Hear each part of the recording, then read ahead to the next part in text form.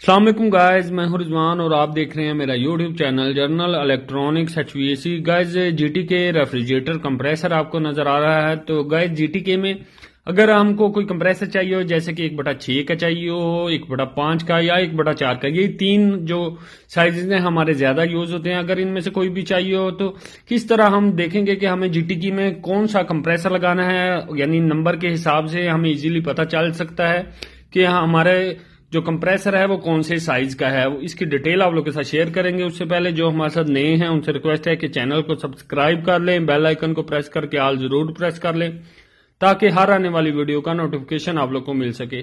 तो guys GT के 55 आपको नजर आ रहा है। जीटी के 5580 जो है ये 1/6 का कंप्रेसर है।